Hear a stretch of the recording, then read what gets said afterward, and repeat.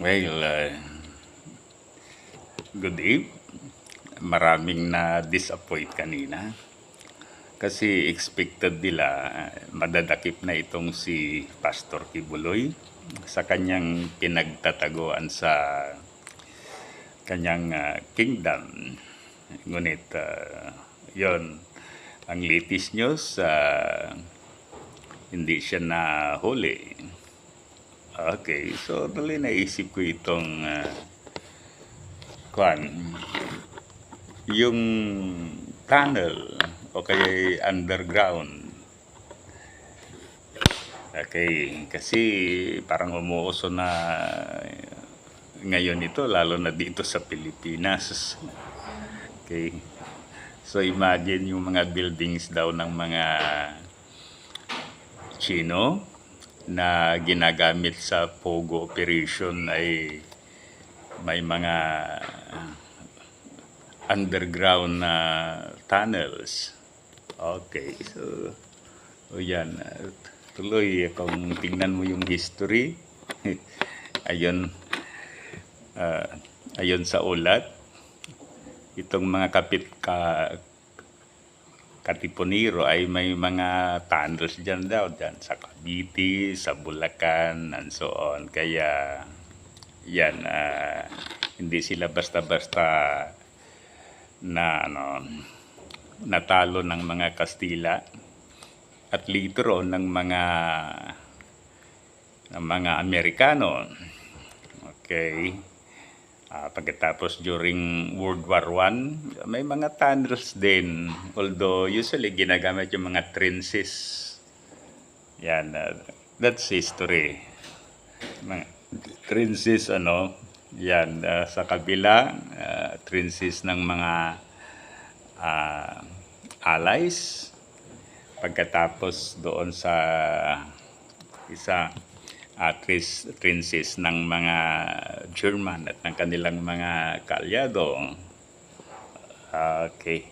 Pagkatapos noong World War II, then sinasabi na talagang yung underground bunker ni Hitler sa Berlin, talagang kandin yan, so underground. Sinasabi na kahit na anong ikwan na bomba dyan, ibagsak na bomba dahil sa kapal ng covering, so hindi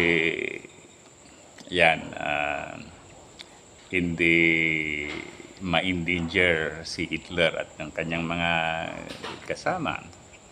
Pagkatapos itong si dito sa Pilipinas noon, si Yamashita, so marami daw din silang mga underground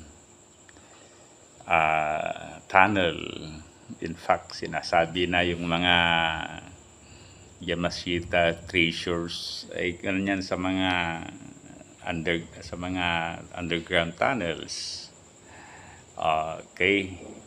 Pagkatapos pati ganun din yung mga Filipino guerrillas. Yan, nasa sila. Mga mga Yungi. Okay, so yan. Ngunit ang talagang naging sikat o nagpasikat sa mga underground tunnels ay yung ginawa ng mga Vietcong noon, yung mga Vietnamese people. Okay, so kung titignan ko yung nangyari nung Vietnam War, ang isa talagang nagbigay ng maraming casualty sa mga Amerikano ay dahil doon sa mga underground tunnels na ginawa ng mga Vietcong. Kasi yan, inaambus yung mga American. Pagkatapos halimbawa ipupurso o kaya dakpin yung nag-ambush, so wala na, nawawala sila. Ang sikreto pala doon ay may maraming mga secret tunnels itong mga Vietcong. So As a result, marami ang naging casualties ng mga Amerikano. Pagkatapos si Saddam Hussein, may mga underground din yan na tirahan para safe sila kahit na bombahin sila ng nuclear weapons, hindi sila affected dahil sa kanilang mga underground quarters. Ganon din si Gaddafi. Okay? Colonel Gaddafi, naging leader ng Libya. So, the same situation. Okay?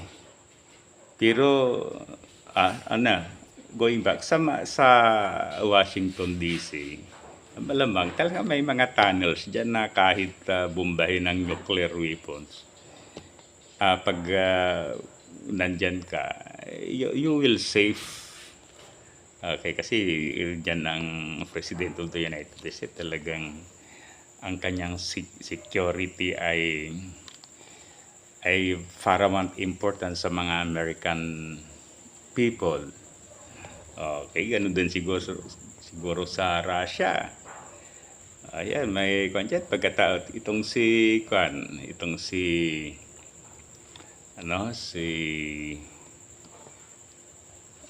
Volodymyr pangalan ni Zelensky. Okay, kasi tinatarget siya ng mga Russian, yet ineffective yung pagtatarget ng mga Russian. So malamang talagang kanyan ang underground yung mga nila, yung mga headquarter nila. Ngunit recently, ang mga dito sa Pilipinas ay naging sikat, trending itong mga tunnels dahil nga doon sa mga buildings sa Panban, pagkatapos sa Davao. Okay, ngayon, so malamang ito ay produkto lang ng ating imagination.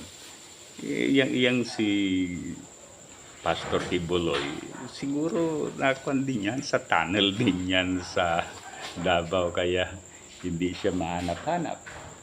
Siguro tignan mo yung isang area na parang wala lang, pero hindi natin alam kung if you go further, baka may mga places dyan na pwedeng pagtaguan. O ganun din si Bantag. Yan, precisely si Bantag dahil siyempre sa Cordillera is a mountainous place. Maraming mga lugar na ganyan, kaya hindi sila madakip-dakip. So, ang punto natin, tignan ang maigi ng mga kapulisan, tignan nyo yung mga tunnels, yung mga underground area dyan sa Kingdom of Jesus Christ ni Kibuloy compound. So, parang baka nandyan lang, Okay, so yan ay lang natin, produkto lang ng ating imagination, but then ang masasabi natin, it might be possible. Okay, so muli, thank you. Sana i-like at saka subscribe sa ating YouTube channel. Mabuhay tayong mga Pilipino.